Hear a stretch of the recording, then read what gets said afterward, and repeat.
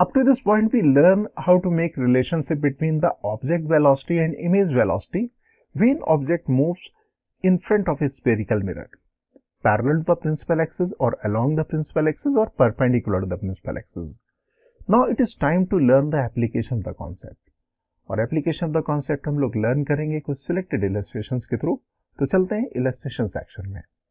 In this illustration it is given AB is the principal axis of the concave mirror. इस diagram में आप ये concave mirror देख रहे हो और AB इस मिरर की प्रिंसिपल एक्सिस है।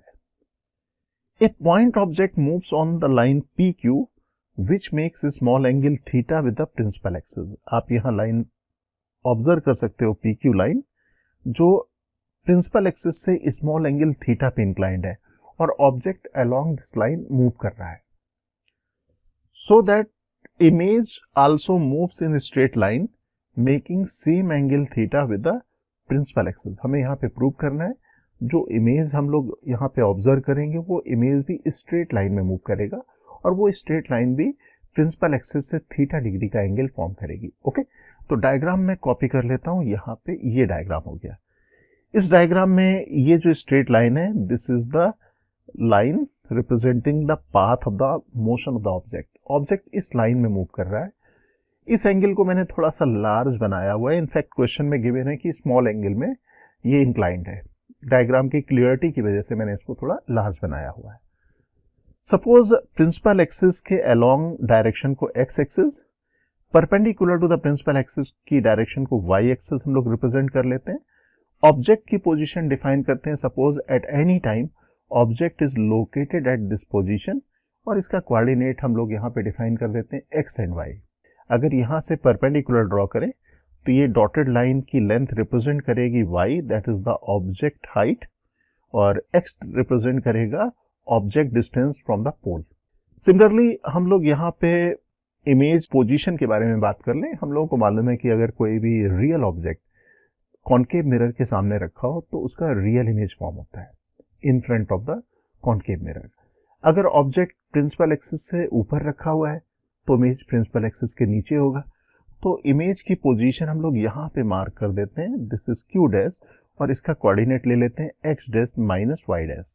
यहाँ से परपेंडिकुलर ड्रॉ कर दें तो ये जो डॉटेड लाइन है इसकी जो लेंथ होगी वो y डैश के बराबर होगी और जो इमेज डिस्टेंस होगी वो x डैश हो जाएगी। That means we can say अगर ऑब्जेक्ट हाइट है y तो इमेज हाइट हो जाएगी y dash. Now we can write equation of the line PQ।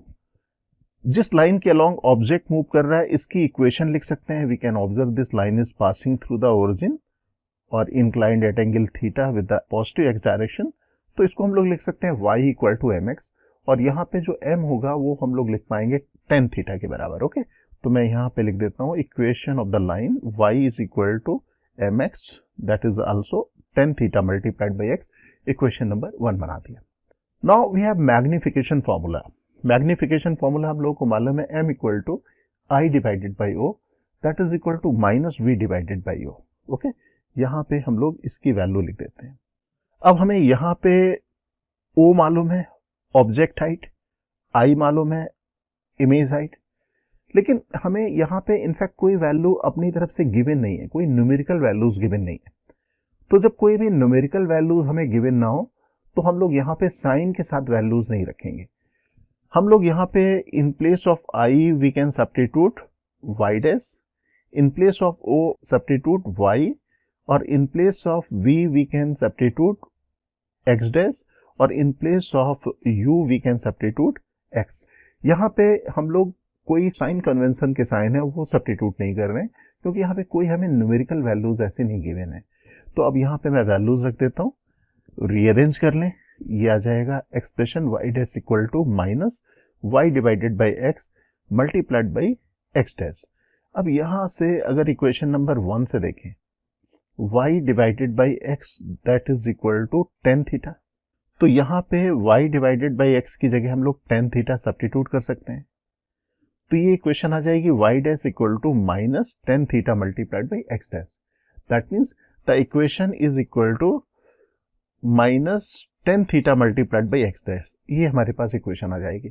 और ये इक्वेशन रिप्रेजेंट कर रही है straight line passing through the origin having negative slope. और स्लोप की मैग्नीट्यूड वही होगी जो हमारे पास लाइन जिसमें ऑब्जेक्ट मूव कर रहा था, theta degree inclined with the positive x axis in the upward direction. तो यहाँ पे माइनस साइन लगा हुआ है, तो हम लोग कहेंगे जो लाइन होगी that will be inclined theta degree with the positive I direction, positive x direction, लेकिन होगी वो डाउनवर्ड डायरेक्शन में।